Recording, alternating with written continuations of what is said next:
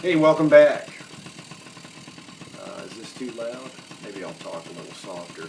Anyhow, this is what we do in Ohio, or at least what I do in Ohio when it's too cold to ride. I think it was all of like 12 or 15 degrees or something. It was ridiculously cold that day. But I've got this 1980 nc50 Honda Express engine. I put a carb on it, my favorite aftermarket carb, which always seems to work perfectly. And basically hooked up the exhaust, which you can barely see, and also hooked up the ignition coil.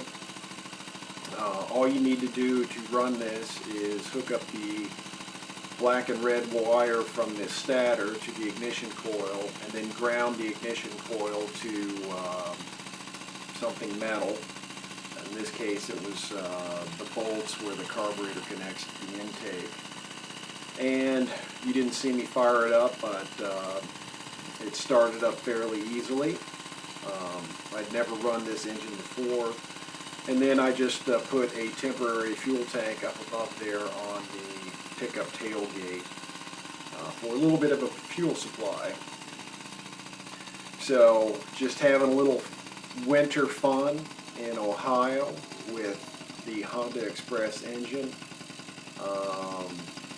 This one has I think 125 or 130 compression.